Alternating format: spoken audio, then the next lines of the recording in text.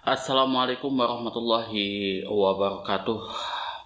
Innal hamdalillah nahmaduhu wa nasta'inuhu wa nastaghfiruh wa na'udzubillahi min shururi anfusina wa min sayyiati a'malina. May yahdihillahu fala mudilla lahu wa may yudlilhu fala hadiyalah. Asyhadu an la ilaha illallah wahdahu la syarikalah wa asyhadu anna Muhammadan abduhu wa rasuluh. Allahumma sholli ala sayidina Muhammad wa ala ali sayidina Muhammad kama shallaita ala sayidina Ibrahim wa ala ali sayidina Ibrahim wa barik ala sayidina Muhammad wa ala ali sayidina Muhammad kama barakta ala sayidina Ibrahim wa ala ali sayidina Ibrahim fil alamin innaka Hamidum Majid. Rabbi shrah li sadri wa yassir li amri wahlul 'uqdatam min lisani yafqahu qawli amma ba'du. Hadirin hadirat jamaah kaum muslimin wal muslimat yang dirahmati oleh Allah Subhanahu wa taala. Di sini kita akan membahas bab selanjutnya, yaitu bab salat khusuf di sini, yang mana kita akan membahas hadis 507 sampai 508 yang membahas tentang sejarah daripada salat khusuf dan khusuf itu sendiri. Ya, nanti kita akan bahas di sini. Bab sholatil khusufi, yaitu bab yang menjelaskan tentang sholat khusuf, ya, yaitu sholat gerhana matahari, ya. Kalau khusuf itu gerhana matahari, kalau khusuf itu gerhana bulan. Ya, di sini menggunakan istilah khusuf, ya, artinya gerhana secara keseluruhan. Anil Mughirah bin Syu'bah radhiyallahu anhu qala in kasafatis syamsu ala ahdi Rasulillah sallallahu alaihi wasallam yauma mata Ibrahimu faqala an-nas in kasafatis syamsu limauti Ibrahima faqala Rasulullah sallallahu alaihi wasallam inna syamsa wal qamara ayatani min ayatillahi la yunkasafani limauti ahadin wala lihayatihi fa idza ra'aitumuhuma fad'ullaha wa shallu hatta tankashifa muttafaqun alaihi wa fi riwayatin lil Bukhari hatta tanjaliya walil Bukhari min hadisi Abi Bakrah radhiyallahu anhu fasallu wada'u hatta yukhshifa ma bikum Anil Mughirah bin Syu'bah radhiyallahu anhu, dari Mughirah bin Syu'bah, semoga Allah meridhai atas beliau, qala telah berkata ingkasafatis syamsu, telah telah atau matahari di sini pernah mengalami gerhana ala ahdi Rasulillah sallallahu alaihi wasallam, yang mana berlaku pada zaman Rasulullah sallallahu alaihi wasallam. Yauma mata Ibrahim, yang mana ini bertepatan pada saat meninggalnya Sayyid Ibrahim, yaitu anaknya Rasulullah atau putranya Rasulullah sallallahu alaihi wasallam. Faqala nasu, di sini orang mengatakan ingkasafati syamsu, matahari telah mengalami gerhana di sini limauti Ibrahim, karena kematian daripada Sayyid Ibrahim, putranya Rasulullah sallallahu alaihi wasallam. Faqala Rasulullah sallallahu alaihi wasallam, kemudian di sini Rasulullah sallallahu alaihi wasallam membantah, inna syamsa wal qamara, sesungguhnya matahari dan bulan ayatani, dua tanda min ayatillah, dari dari tanda-tanda Allah Subhanahu wa taala, atau tanda-tanda kekuasaan Allah Subhanahu wa taala, limauti ahadin, karena limauti ahadin wala lihayat layan kasifani, tidaklah kedua matahari dan bulan itu mengalami gerhana, limauti ahadin, karena kematian seseorang, wala lihayatihi, dan juga bukan karena hidupnya seseorang. Fa iza ra'aitumuhuma, jika kalian melihat dua gerhana tersebut, yaitu gerhana matahari dan bulan, fada'ullaha, maka berdoalah kepada Allah. Wasallu hatta wasallu hatta tankashifa, dan sholatlah sampai gerhana tersebut lenyap. Muttafaqun alaih. Hadis ini diriwayatkan oleh Imam Bukhari dan Muslim melalui jalur sahabat yang sama. Wa fi riwayatin, dan di dalam riwayat lil Bukhari, kepemilikan Imam Bukhari, hatta tanjalia, sampai atau hingga menjadi terang kembali, sampai hilang kembali. Walil Bukhari, dan hadis yang menurut riwayat Imam Bukhari, min hadis Abi Bakrah, dari hadis atau melalui jalur hadis Abu Bakar radhiyallahu anhu, semoga Allah meridhai atas beliau, fasallu wada'u, maka sholatlah dan berdoalah kalian, hatta yukhshifa ma bikum, sampai lenyap apa yang terjadi pada kalian.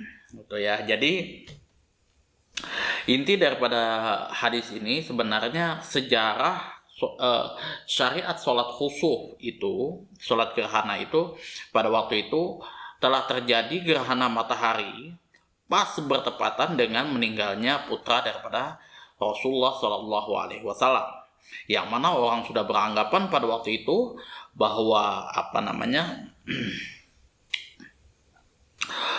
gerhana matahari dan bulan ini disebabkan gerhana matahari tersebut disebabkan oleh kematian atau wafatnya Sayyid Ibrahim, yang mana ini bukan untuk menghina putra daripada Rasulullah Shallallahu Alaihi Wasallam, tapi memang ini menghormati kedudukan Rasulullah Shallallahu Alaihi Wasallam dan putranya di sini ya. Jadi memang untuk penghormatan di situ.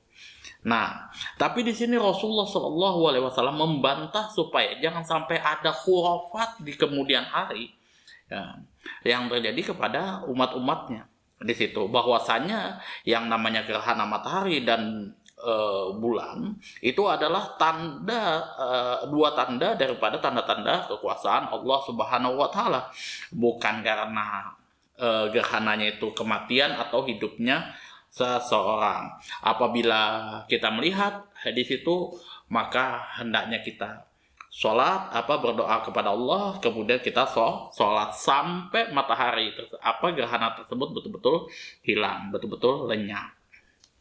Itu anunya. Jadi ya kalau misalkan kita di tahun 90-an gitu ya, teman-teman yang anak 90 ke bawah itu 80, 90 kayak gitu, 70-an itu dulu familiar kalau misalkan gerhana itu kita mentong-mentong panci segala macam kayak gitu kan, entah apalah pokoknya ya, banyak yang pokoknya kumpul di situ ya kan, di tanah lapang kayak gitu, ujung-ujung sampai selesai baru. Padahal sebenarnya bukan memukul panci, bukan memukul bentungan segala macam, enggak di situ. Tapi kita langsung melaksanakan sholat gerhana di situ, baik itu sholat gerhana matahari atau sholat gerhana bulan. Dan karena pada waktu itu karena teknologi juga belum begitu canggih, belum ada istilahnya live streaming segala macam, hanya terpusat pada jalur televisi ya. Zaman dulu ya memang seperti itulah kondisi kami yang waktu itu berada di Longiran ya, pedalaman Kalimantan lagi. Itu ya seperti itu. Jadi intinya itu di sini Rasulullah Shallallahu Alaihi Wasallam memberikan pelajaran bagi kita di sini, bahwasanya pada saat terjadi gerhana matahari bulan jangan sampai disangkut pautkan dengan hal-hal yang sifatnya keramat, khurafat, tahayul segala macam, itu tak boleh langsung disanggah, walaupun ini ada hubungannya dengan putra daripada Rasulullah Shallallahu Alaihi Wasallam.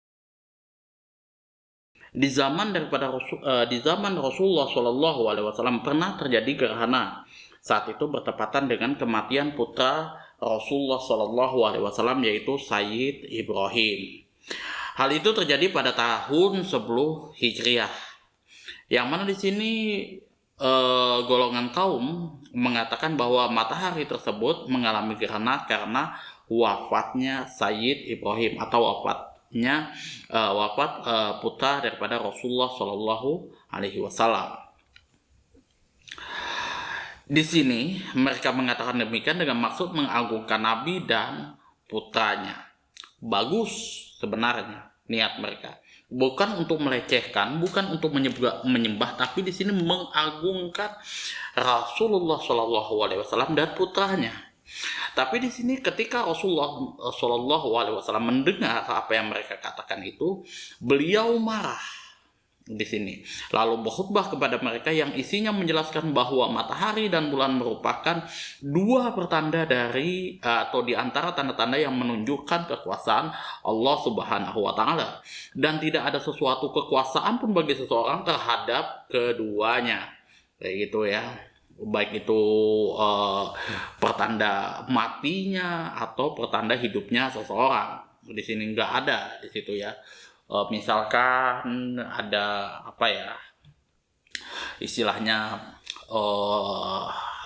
pas tanggal ini dihitung Baliwage apa segala macam di situ kita tidak boleh keluar malam untuk berburu kayak gitu kan karena ini waktunya sial. Nggak ada seperti itu. Jadi ini bukan masalah apa ya, bukan masalah gerhana atau apa aja, tapi yang hitung-hitungan hari, bulan dan tanda-tanda daripada kekuasaan Allah tersebut disangkut pautkan dengan hidup dan mati seseorang, kemudian sial dan keuntungan seseorang dan lain sebagainya. Itu tidak ada sangkut pautnya. Itu merupakan salah satu khurafat yang ditentang oleh Rasulullah Shallallahu Alaihi Wasallam di situ ya. Itu kalau kita mau mengkiaskannya di situ. Ya, betapapun di sini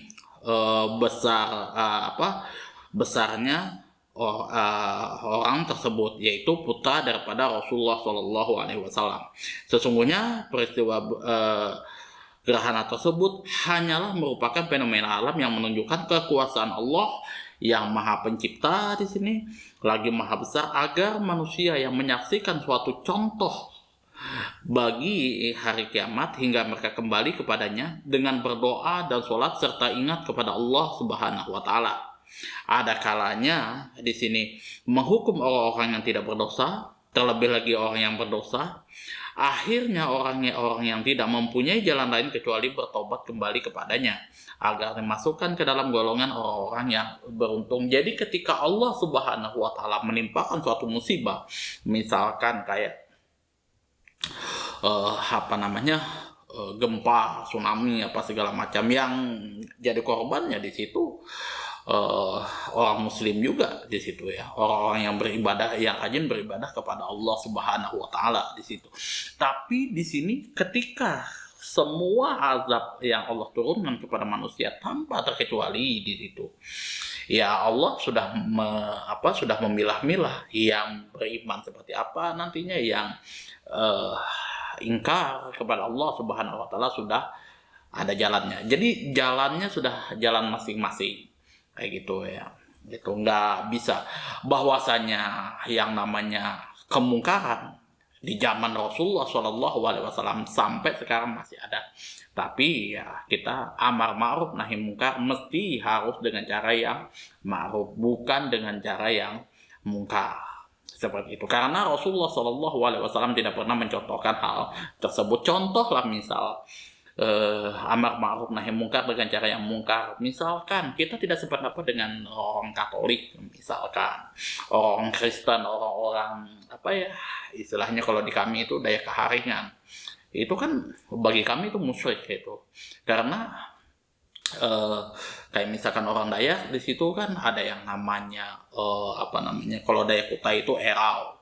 Itu bagi saya, akidah saya itu nggak bisa sudah kalau yang namanya menghadiahkan segala sesuatu kepada selain daripada Allah Subhanahu wa taala atau selain daripada orang Islam kayak gitu, nggak bisa gitu, untuk jin apa segala macam nggak bisa, dan itu merusak daripada akidah. Atau misalkan budaya Kuangkai dan lain sebagainya, itu sudah pasti bersinggungan dan itu haram untuk kita. Tapi ya bukan berarti di situ kita main hakim sendiri, misalkan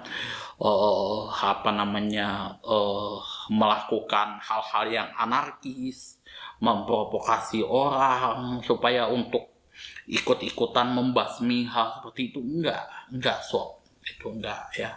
Jadi tetap harus dengan jalan yang memang betul-betul ma'ruf. Ya misalkan santai apa segala macam ya, kasih tahu baik-baik. Itu haram, nggak boleh kayak gitu kan. Jangan lakukan itu, tobat ya gitu. Al-khusuf di sini menurut istilah bahasa artinya berubah menjadi gelap hitam. Para ahli fikih di sini menggunakan istilah al-khusuf untuk gerhana matahari. Sedangkan istilah al-khusuf pakai khok di sini al-khusuf untuk gerhana bulan. Al-khusuf merupakan istilah artinya berkurang. Bisa gerhana bulan atau bisa dengan istilah berkurang. Kemudian di sini inkasafati samsu di sini adalah matahari menjadi gelap dengan sinarnya yang lenyap. Ala ahdi Rasulullah Shallallahu Alaihi Wasallam, peristiwa ini terjadi pada masa Rasulullah Shallallahu Alaihi Wasallam masih hidup. Itu ayat min ayatillah di sini dua pertanda besar yang menunjukkan kekuasaan Allah Subhanahu wa taala. Dengan melalui keduanya dia mempertakuti hamba-hambanya. Menyebutkan lafaz al-qamar dalam hadis ini mengandung pengertian tambahan untuk menjelaskan bahwa hukum kedua benda tersebut, ada matahari dan bulan, itu adalah sama gitu ya. Jadi matahari dan bulan hukumnya adalah sama. Jadi kalau misalkan sholat gerhana bulan misalkan 2 rakaat 4 kali sujud kayak gitu kan, 4 kali ruku 4 kali sujud, maka ya berlaku juga pada gerhana baik itu gerhana matahari dan bulan kayak gitu, walaupun yang disebutkan cuma kusuf di sini. Nah, nanti juga kita akan beberkan tata cara daripada sholat kusuf itu sendiri ya, gerhana matahari dan gerhana bulan. Berapa rakaat nanti kan ada yang mengatakan 2 rakaat, dua kali ruku dan 2 kali sujud sebagaimana sholat sunat pada umumnya. Ada yang mengatakan 4 kali ruku 4 kali sujud gitu. Ada yang mengatakan 5 kali ruku dan 5 kali sujud. Itu ya, wallahu taala alam mana yang benar di situ. Nanti kita akan bahas di hadis selanjutnya di situ ya. Limauti ahadin walali hayatihi, di sini kalimat ini memperingatkan kebatilan akidah yang rusak, sebab mereka berkeyakinan bahwa matahari dan bulan tidak mengalami gerhana kecuali karena matinya seseorang yang besar, yaitu putra daripada Rasulullah Shallallahu Alaihi Wasallam. Kemudian mengenai sabdanya wala lihayatihi adalah sebagai tambahan pengertian di sini, sekalipun mereka tidak menyebutkannya dengan maksud untuk menjelaskan bahwa ucapan tersebut tidak boleh dikatakan ketika terjadi kematian, dan tidak boleh juga dikatakan ketika terjadi kehidupan. Jadi wala lihayatihi di sini adalah tambahan di sini. Pengertiannya adalah di sini untuk menyebutkan di sini bahwasannya ini tidak berlaku pada kematian dan kehidupan seseorang gitu ya. Orang tersebut ada yang orang besar mau lahir kayak gitu, atau ada orang besar yang baru meninggal, itu tidak ada hubungannya di sini.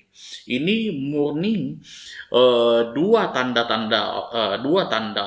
yang diperlihatkan oleh Allah Subhanahu wa taala di antara tanda-tanda kekuasaan Allah Subhanahu wa taala. Tidak ada hubungannya dengan hal-hal yang bersifat khurafat, tahayul dan lain sebagainya di situ. Fad'ullaha wa shallu. Di sini berdoalah kepada Allah dan sholatlah kalian. Nah, ini menurut riwayat Muslim dan ini menurut riwayat Muslim, hadis yang diketekankan oleh Imam Muslim. Sedangkan menurut riwayat Bukhari disebutkan sholatlah dan berdoalah kalian. Gitu ya. Makanya di sini hadisnya muttafaqun alaih. Hatta yang kasyifa di sini hingga gerhana lenyap. Ini menunjukkan lafaz yang lafaz dari redaksinya Imam Muslim. Sedangkan menurut redaksi Imam Bukhari di sini disebutkan hingga bersinar kembali, hatta yanjaliya di situ ya. Ya ini sinarnya tidak terhalang lagi oleh gerhana.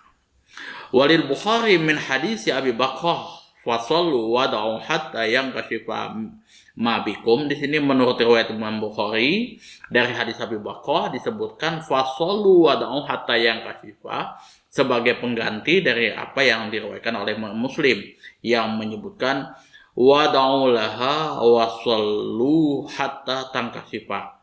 Makna yang dimaksud dari riwayat Bukhari ialah hingga lenyap apa yang menimpa kalian, baik itu gerhana matahari ataupun gerhana bulan. Jadi kita sholat kemudian berdoa kepada Allah Subhanahu wa taala sampai betul-betul lenyap dan matahari atau bulan kembali terang seperti sedia kala. Nah, kemudian di sini perintah yang terkandung di dalam lafaz fasolu di sini diinterpretasikan bermakna sunat menurut jumhur ulama. Mengingat sholat yang wajib hanya terbatas pada 5 waktu saja.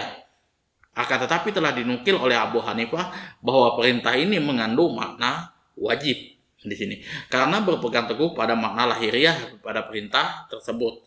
Tetapi pendapat ini bertentangan dengan pendapat yang terkenal darinya juga kayak gitu. Jadi di sini ada dua pandangan. Di sini kalau jumhur ulama menetapkan bahwasanya sholat gerhana itu hukumnya adalah sunnah, tapi Imam Hanafi di sini mengatakan perintah ini mengandung makna wajib di situ ya, karena makna lahiriah daripada hadis ini, itu kan dalil ini.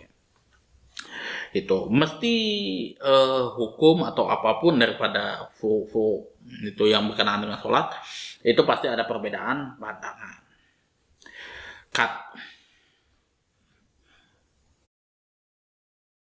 Yang pertama disyariatkan melakukan sholat ketika gerhana matahari dan gerhana bulan. Di sini Imam Syafi'i mengatakan bahwasanya sholat gerhana boleh dikerjakan pada waktu apapun, mengingat telah didahului oleh penyebabnya yaitu gerhana. Sekalipun dikerjakannya pada waktu makruh melakukan sholat. Di sini jumhur ulama di sini mengatakan bahwa sholat gerhana tidak boleh dikerjakan pada waktu-waktu yang makruh. Di sini sholat gerhana bulan dilakukan pada malam hari tanpa ada pengecualian, karena pada malam hari tidak ada waktu yang makruh. Jadi kalau misalkan Imam Syafi'i mengatakan kapanpun bertepatan dengan waktu yang makruh, nggak ada masalah, sholat aja gerhana kayak gitu, karena penyebabnya di sini sudah ada, yaitu gerhana, baik itu gerhana matahari atau bulan. Tapi kalau jumhur ulama mengatakan tidak boleh kalau bertepatan dengan waktu-waktu yang makruh, kecuali itu terjadi pada gerhana bulan yang terjadi pada malam hari, karena malam hari tidak ada waktu-waktu yang makruh, jadi kapanpun bisa. Yang kedua adalah sanggahan terhadap golongan orang yang mengatakan bahwa matahari dan bulan mengalami gerhana karena kematian seseorang yang besar atau ada peristiwa yang besar terjadi. Itu ya, ini bertepatan dengan ya biasa ya, kalau misalkan orang kita zaman dulu itu kan pasti bersinggungan dengan yang namanya khurafat. Bahkan sampai sekarang pun masih ada hal-hal yang seperti itu ya, masalah-masalah klinik kayak gitu. Pada zaman jahiliyah mereka berkeyakinan bahwa gerhana mematikan kejadian suatu perubahan di bumi, yaitu menyangkut matinya seseorang atau timbulnya mara bahaya.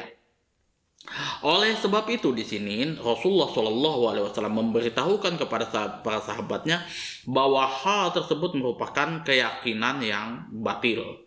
Kalau sudah di sini bertepatan dengan keyakinan yang batil, maka kita tidak boleh mempercayai apa-apa yang sifatnya batil kayak gitu. Ya, khurafat di sini, ya, tahayul dan khurafat. Matahari dan bulan merupakan dua makhluk yang tunduk patuh kepada Allah Subhanahu wa taala. Keduanya tidak mempunyai kekuatan apapun yang mempertahankan dirinya, dan tidak ada seseorang pun yang mempunyai kekuasaan terhadap keduanya. Itu ya. Jadi sebenarnya gini ya, kalau kita mempercayai yang namanya tahayul dan khurafat itu jujur aja gak semudah yang kita bayangkan sebenarnya. Karena apabila seseorang itu sedikit banyak itu mempercayai, pasti akan berdampak pada orang tersebut. Contoh, misalkan di Kalimantan ini banyak khurafat yang bertebaran di kalangan terutama ya istilahnya di setiap tempat ada kayak gitu kan, tapi di sini saya berbicara masalah di Kalimantan kayak gitu kan. Kalau seseorang tersebut seorang pendatang pengen kerasan di Kalimantan kayak gitu kan, nggak mau pulang-pulang kayak gitu kan, kadang kan sudah habis banyak kayak gitu tapi pengen pulang, nah itu diminumkan air mahakam, sudah betah di sini.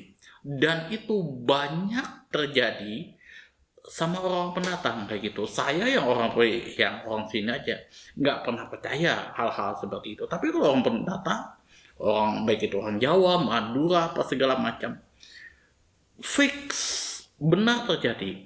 Bahkan saya waktu itu punya teman orang Madura di Karuning itu, dia punya satu orang teman waktu itu ya sudah habis banyak, modalnya pun ya tidak seberapa besar pada waktu itu, dia mau pulang ke kampungnya karena nggak betah gitu kan. Dan tinggalnya pun bukan di hutan tapi di Samarinda yang memang sudah ramai, apa-apa sudah ada kayak gitu kan.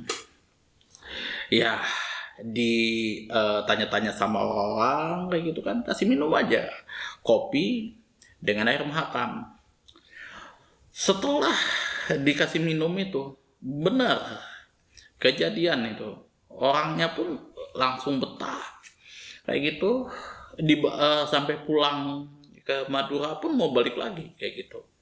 Ada juga yang di sini pandangan orang juga masalah Kalimantan itu, Kalimantan Timur terutama. Kalau misalkan sudah kita pendatang kayak gitu kan, punya usaha di Kalimantan sukses maju kayak gitu, terus kita mau boyong semua nih ke Jawa, itu susahnya bukan main.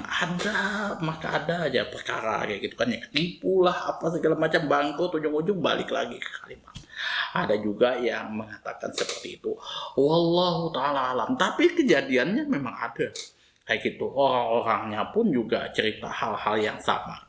Itulah yang namanya khurafat itu ya. Kalau contoh lagi itu, kalau misalkan kita nggak nyantap, terutama nih kopi itu, kalau kita nggak nyantap ting kayak gini, nah kopi itu, atau kita nggak minum waktu ditawarin orang, nah itu kita bakalan terjadi musibah ya, istilahnya kecelakaan motor apa segala macam.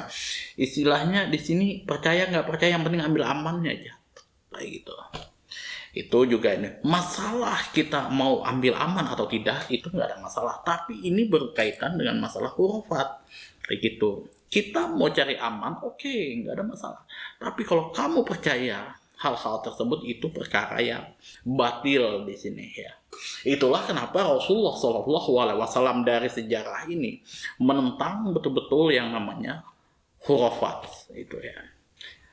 Itu nggak boleh, dan kita mau keluar daripada itu susah. Itu dicengkram betul-betul oleh setan di situ ya. Itu terjadi pada masa Rasulullah SAW, yang mana entah apakah pada waktu itu peristiwanya, dan itu betul-betul orang itu mati, meninggal di situ. Sahabat-sahabat Rasulullah meninggal pada saat itu. Jadi gimana ya?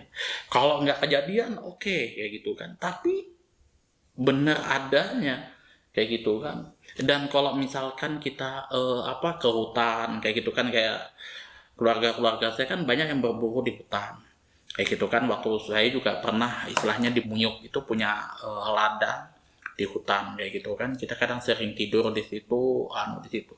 Nah, ketika kita makan itu kadang kita sedekah kayak gitu kan. Ini penunggu hutan apa segala macam itu ya, tolong jangan ganggu kami apa segala macam kayak gitu. Coba kalau misalkan itu nggak dikasih, ada maka ada aja ya, semut apa segala macam, entah apa pokoknya angin ribut apa, itu pasti terjadi. Ya gimana ya, nggak dikasih nggak dilakuin, kita kejadian marah bahayanya nggak kita lakukan, akidah kita yang bermasalah ujung-ujung. Nah, itu cobaan yang yang diberikan Allah Subhanahu wa Ta'ala kepada kita itu ya. Pokoknya ya jangan pernah percaya apapun itu yang terjadi. Memang betul kejadian pastinya. Itu ya. Yang ketiga adalah sanggahan terhadap sebagian orang jahiliyah yang menyembah matahari dan bulan. Ya, Rasulullah SAW menjelaskan kepada mereka bahwa matahari dan bulan adalah dua makhluk Allah, itu ya. Sama halnya dengan makhluk-makhluk yang lain. Keduanya pasti mengalami perubahan dan tidak ada kekuasaan apapun, tidak ada kekuasaan seorang pun terhadap keduanya. Itu kalau di zaman sekarang tidak ada yang namanya menyembah matahari dan bulan. Itu sudah pasti kita agak aneh ya kalau ada orang menyembah matahari dan bulan kayak gitu ya, walaupun ada ya sedikit banyak lah istilahnya kepercayaan lain yang agak ganjil ya kayak gitu. Ada yang menyembah K-popers kayak gitu kan, menyembah idol K-pop kayak gitu kan, disembah kayak gitu. Itu ada apa istilahnya anime atau apa itu kan yang saya lihat, Allah Ta'ala alam kayak gitu ya kan, ada yang seperti itu. Tapi umumnya yang saya lihat itu kalau misalkan ini pasti hubungannya dengan hurufat, kalau masalah-masalah perhitungan bulan dan sebagainya gitu kan. Jadi kalau misalkan kita mau ketemu berurusan dengan orang penting kayak gitu, dihitung dulu hari, tanggal dan apanya segala macam. Nah kita harus kalau misalkan kita di tanggal ini hari wage apa segala macam, nah kita harus lihat lewat ke barat kayak gitu. Misalkan nanti kita ke timur apa segala macam, itu ada perhitungannya. Jangan sampai pantangannya itu jangan sampai kita berlawan arah. Kalau tadi ke barat misalkan ke timur kayak gitu, nanti nggak bakalan ketemu, nanti ada selisih ya nanti. Itu juga masuk dalam kategori khurafat di situ ya.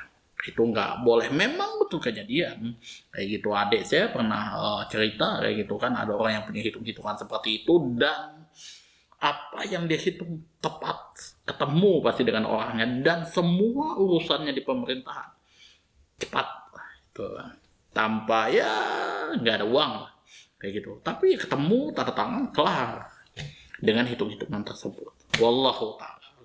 Kalau saya nggak pernah percaya seperti itu. Apapun yang menimpa diri saya, apapun yang menimpa keluarga, apa segala macam, mending kita meninggal dalam keadaan muslim daripada kita meninggal dalam keadaan kafir. Tuh ya, apalagi kalau misalkan sudah langkah terakhir, upaya terakhir yaitu dibelian. Saya tidak ada masalah dengan adat istiadat orang Dayak, saya juga tidak ada masalah dengan adat istiadat keluarga saya kayak gitu kan. Tapi kalau sudah dibelian, itu sudah hukumnya kafir. Saya tidak toleransi lagi seperti itu. Gitu ya.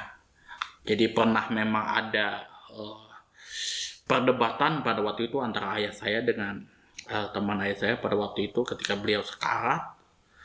Asbahnya minta itu dibelian, tapi orang tua saya jangan, ini nanti kafir dan ini murtad nanti bagi ini jadi masalah nanti bagi kehidupan bapakmu nanti di akhirat.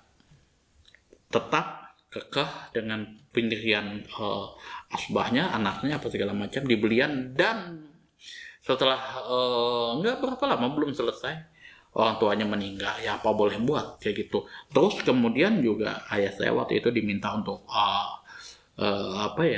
istilahnya menyolati dan lain sebagainya. Ayah saya menolak. Ya mohon maaf, itu saya nggak bisa lagi sudah, karena sudah ya pindah perahu gitu ya. Istilah kami itu kalau orang yang murtad pindah agama itu ya pindah perahu. Kalau pindah perahu itu sudah otomatis sudah beda perahu tuh, atau beda kapal itu ya, beda agama, beda kalau anak netizen itu beda server. Kalau kami orang Kalimantan itu beda perahu. Itu ya.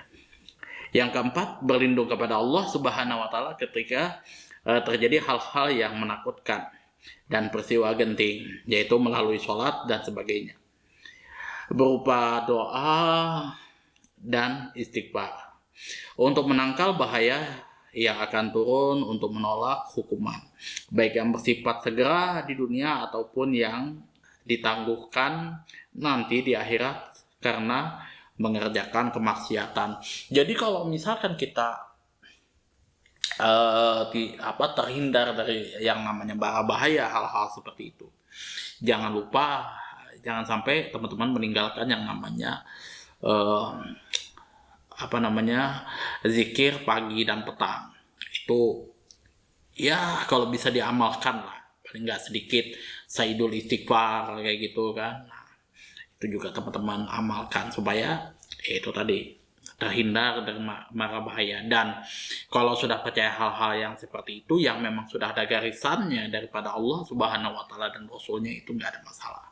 Tapi kalau sudah yang tidak ada, tuh ya hal-hal yang berbau klinik mistis dan lain sebagainya, tuh nggak boleh.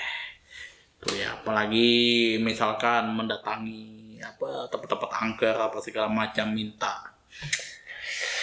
Ya kebanyakan kalau teman-teman bapak saya, teman-teman saya itu kalau sudah yang namanya ke makam wali, keramat apa segala macam itu sudah pasti untuk nomor togel. Aduh, hai, sudah judi itu haram, kemudian datang ke Pulau Keramat itu lagi musyrik lagi. Sudah lah, nggak tahu lagi sudah pada kenyataannya kayak gitu kan. Intinya kita ya tetap amar ma'ruf nahi mungkar dengan cara yang ma'ruf kayak gitu ya. Nggak boleh kita amar ma'ruf nahi mungkar dengan cara yang mungkar kayak gitu ya. Istilahnya menyakiti hati orang, kemudian kita melakukan penindasan, melakukan kekerasan fisik dan lain sebagainya, itu tidak boleh. Biarkan orang pada keyakinannya masing-masing. Kalau misalkan kita continue istiqomah, kita mengasih tahu ke orang hal-hal yang benar, toh pun orang itu tidak mau, ya sudah, itu bukan urusan kita. Makam kita tidak bakalan sama dengan makamnya dia, kecuali misalkan saya nasihati apa segala macam, dia nggak mau, terus makamnya nanti berbarengan dengan aku, ya memang ketok, memang orang ya, sedikit ya kayak gitu. Makam kita beda, aman aja. Itu saja yang dapat saya sampaikan. Kurang dan lebihnya saya mohon maaf kalau misalkan apa yang saya sampaikan tidak sesuai dengan ekspektasi teman-teman semuanya, dan ada kata-kata saya yang menyinggung hati teman-teman semuanya. Apabila ada saran, kritikan, masukan, dan juga pertanyaan, silahkan teman-teman atur di kolom komentar. Wabillahi taufiq wal hidayah. Assalamualaikum warahmatullahi wabarakatuh.